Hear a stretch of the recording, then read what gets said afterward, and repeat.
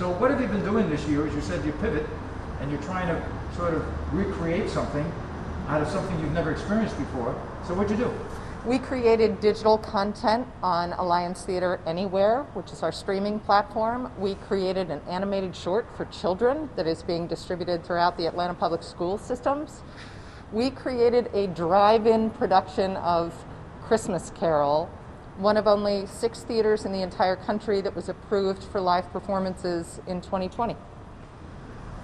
How is this affected? And all right, so if we could stop right there and then look ahead before I ask you about your actors and all. Now that you've done this, we hopefully will get back to normal within the next 2 or 3 months.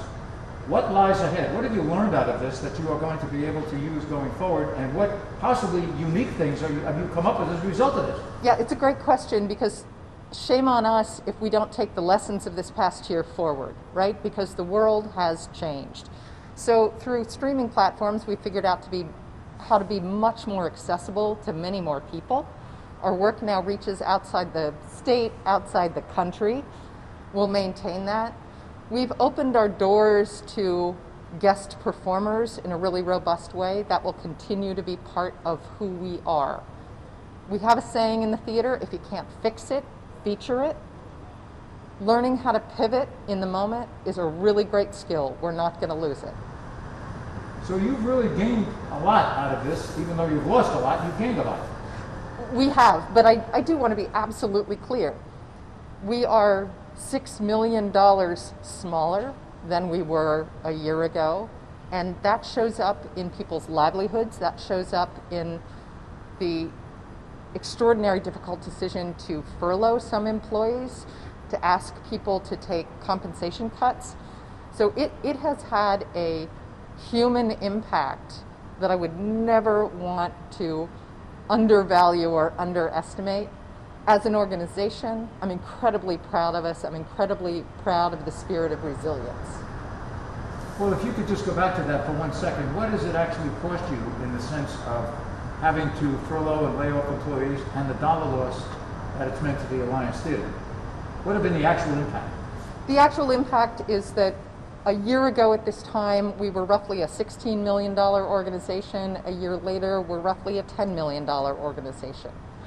And that has to do with, obviously, cutting expenses, but it has a lot to do with an absolute diminution of resource. Our typical production of Christmas Carol plays to 30,000 people.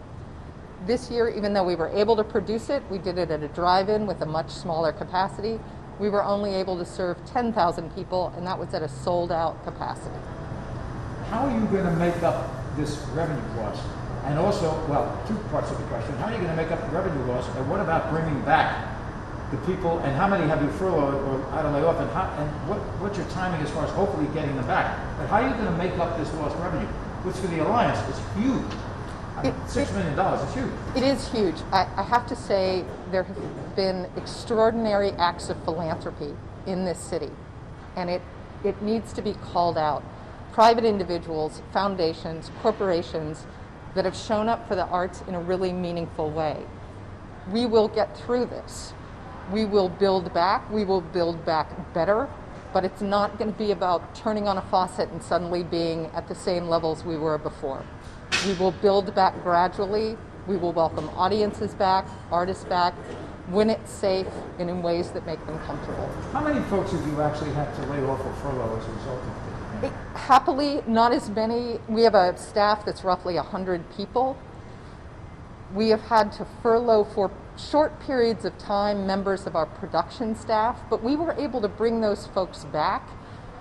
One great story, our costume shop, our props folks came back and made masks and gowns last spring when the city was having a shortage. They made 7,000 masks for Emory and Grady Healthcare. So we've been able to bring people back for really meaningful work. What is coming up now, even as this pandemic continues, and will, we think, well into the fall? What do you have coming up that folks can look forward to? What I'm really thrilled about, and folks in the audience can look forward to it, I'm looking forward to it, our artists are looking forward to it, is out in Callaway Plaza in front of the Woodruff Art Center. We are putting up a tent, and we are doing a tent series of performances. We will have a concert version of the musical Working. We will have work for young people and their caregivers.